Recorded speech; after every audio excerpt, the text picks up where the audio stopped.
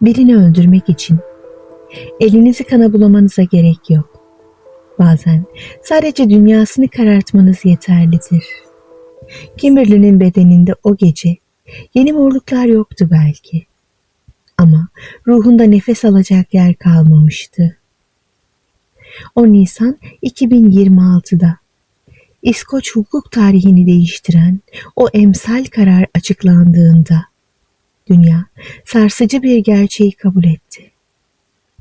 Bir insanın umudunu sistematik olarak öldürmek cinayetin en yavaş haliydi. Gökyüzü o sabah griydi. Ama Kimberly Mill için dünya aylar önce çoktan rengini kaybetmişti. İskoçya'nın Dundee şehrinin eski sokaklarında yürürken yağmur toprağa dokunuyor, şehir nefes alıyormuş gibi buğulanıyordu. İnsanlar aceleyle yürüyordu. Kimse kimsenin yüzüne bakmıyordu. Oysa tam o sırada kalabalığın arasından bir kadın yavaşça siliniyordu. Onun hikayesi bir zamanlar masum bir cümleyle başlamıştı. Birlikte her şeyin üstesinden geliriz. Ama zaman geçtikçe birlikte cümlesi küçüldü. O kelimesi büyüdü. Ben sessizce kayboldu. Evin içinde hüküm süren sessizlik huzurdan değil, korkudan doğuyordu. Kapı kapandığında sesler değişiyor. Bakışlar sertleşiyor. Kelimeler birer darbeye dönüşüyordu. Lee Mill onu yalnızca elleriyle değil, sözleriyle, baskısıyla, kontrolüyle de yaralıyordu. Telefonunu kontrol ediyor, kimlerle konuştuğunu sorguluyor. Dışarı çıkışını, arkadaşlarıyla görüşmesini kısıtlıyor. Adım adım yalnızlaştırıyordu. Zamanla arkadaşlarıyla, ailesiyle arasına görünmez duvarlar örüldü. O duvarların harcı korku, utanç ve suçluluk duygusuydu. Bazen boğazına yapışıyor. Nefesini kesiyor, yere düşünceye kadar vuruyor, bayılana kadar sıkıyordu adam. Sonra ertesi gün hiçbir şey olmamış gibi davranıyordu. Zamanla Kimberly kendi hayatında bir misafir gibi hissetmeye başladı. Geceleri kalbinin hızlı atışını dinleyerek uykuya dalmaya çalışıyor.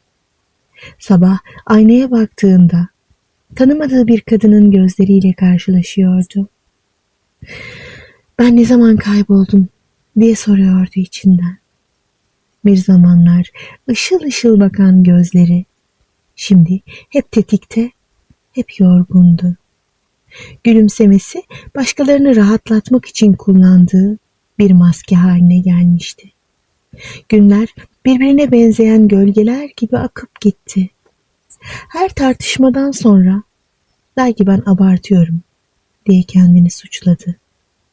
Ama içten içe biliyordu. Sevgi insanın varlığını silmemeliydi. 18 ay boyunca süren bu şiddet onu içten içe çökertti. Hem bedeni hem ruhu darbelere maruz kaldı. Ve bir gece bütün bu gürültünün ardından içindeki fırtınanın yerini ağır bir sessizlik aldı. Artık bağırmıyor, isyan etmiyor, açıklamaya çalışmıyordu. Yorgundu. Sanki ruhu uzun zamandır taşıdığı bir yükün altında ezilmişti. O gün içinden bir karar geçti. Öfkeyle değil, tükenmişlikle alınmış bir karardı bu. Buradan artık kendi kendime çıkamıyorum diye düşündü. 27 Temmuz 2023 gecesi Dundee'deki bir köprünün yolunu tuttu. Yağmur ince ince yağmaya başlarken rüzgar saçlarını savuruyor. Şehir ışıkları uzaktan titrek bir hat gibi görünüyordu. Her adımda geçmişten bir sahne, gözlerinin önünden geçti. Markette herkesin içinde küçük düşürüldüğü o an. Duvara sıkıştırıldığı, nefes alamadığı o saniyeler. Üzerine doğru hızla gelen arabanın farlarında. Donup kaldığı o korku dolu gece. Köprünün üzerine geldiğinde aşağıda uzanan yolun gürültüsü sanki başka bir dünyaya aitti. Arabalar geçiyor. Hayat akıyordu. O ise hayatın kenarında, ince bir çizginin üzerinde duruyordu. Ellerini köprünün soğuk demirine koydu. Yağmur parmaklarının arasından süzülürken içinden sessiz bir cümle geçti. Ben kötü biri değildim. Sadece kendim olamıyordum. O an zaman ağırlaştı. Gözlerini kapattı. Derin bir nefes aldı. Belki ilk kez. Kimseyi düşünmeden sadece kendi acısını duyuyordu. Sonra dünya bir anlığına sessizleşti. Bir kalbin attığı son vuruş gibi kısa ve keskin.